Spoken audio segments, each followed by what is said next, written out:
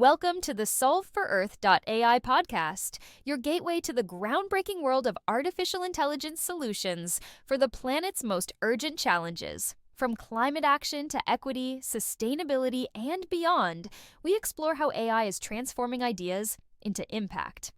Whether you're ready to kickstart your passion project or want to stay ahead on global solutions, we've got you covered. Tune in, get inspired, and be part of the change. Listen, comment, and share because together we can solve for Earth. AI.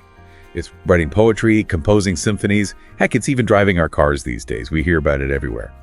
But did you know it's also popping up in, well, the world of international diplomacy? Yeah. Today, we're diving into how the United Nations is using AI for peacebuilding. Right. And trust me, it's way more interesting than it might sound at first. It is. It's a fascinating new frontier, really. The UN, particularly departments like the Department of Political and Peacebuilding Affairs, DPPA, and the Department of Peace Operations, or DPO for short. Right.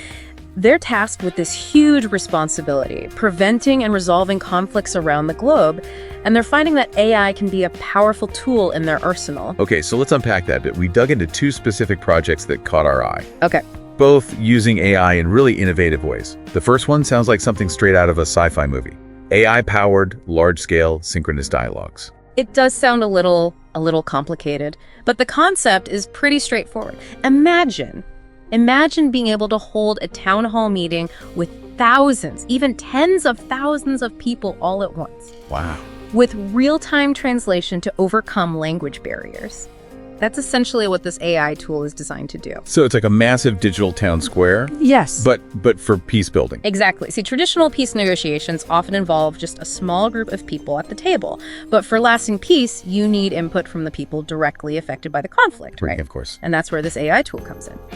The DPPA's Innovation Cell developed it specifically to gather large-scale public feedback, even in regions with limited technology access or a jumble of different languages and dialects. Now that's what I call thinking outside the box. But how does it actually work in practice? Well, they've been using it in a few different conflict zones already. Take Yemen, for example. The DPPA used this tool to understand how COVID-19 was impacting people there, particularly from a humanitarian and economic perspective. They got insights from a huge cross-section of Yemeni society, which would have been near impossible through traditional means. So it's like taking the pulse of an entire nation, even in the middle of a crisis. Precisely. They also deployed it in Libya to inform the UN-led Libyan Political Dialogue Forum. They were able to gather perspectives from Libyan youth and the general public, giving them a voice in shaping the country's future.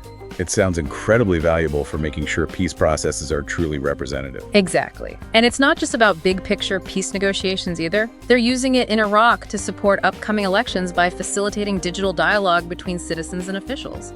It's all about making sure diverse voices are heard and considered. Okay, but introducing AI into conflict zones, it's got to come with its own set of challenges, right? Absolutely.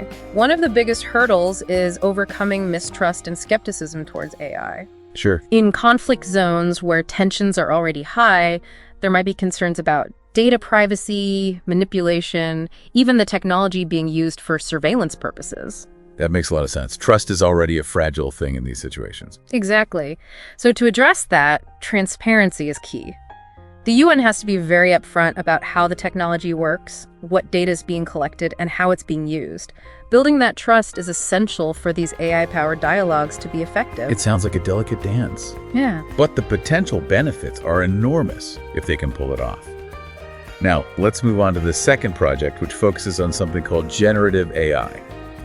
I'll admit, I'm a little fuzzy on what it actually means. Yeah, so generative AI, in a nutshell, is about AI systems that can create new content, whether it's text, images, music, you name it. Okay. Think of AI tools like ChatGPT, which you've probably heard of. Sure, yeah. It's about teaching machines to be creative in a way. So instead of just analyzing data, generative AI can actually create something new. That's wild. But how is the UN using that in their work? Well, they've launched a project specifically to explore the potential of generative AI across the entire UN system. And we're not just talking about using ChatGPT to write reports a little faster, although that's certainly part of it. Okay. So there's got to be more to it than that. What else are they using it for? Right, yeah. This project is about looking at the bigger picture. How can these tools be used to make the UN more efficient, more effective, and more responsive to the challenges of the 21st century?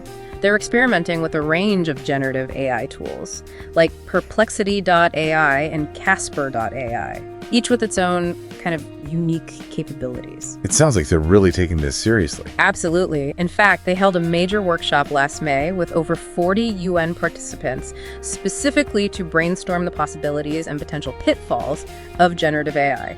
This isn't just the side project, it's a major focus. 40 participants. That's a whole task force dedicated to AI. What kinds of things are they hoping to achieve with it? Well, one area they're exploring is knowledge management. Think about the sheer volume of information the UN deals with.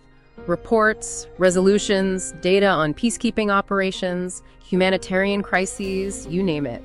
Generative AI can help them sift through all that data, identify patterns, and even generate summaries and insights that would take human analysts weeks or even months to uncover. That's incredible. So instead of being bogged down in paperwork, they can focus on using that knowledge to make a real difference. Exactly.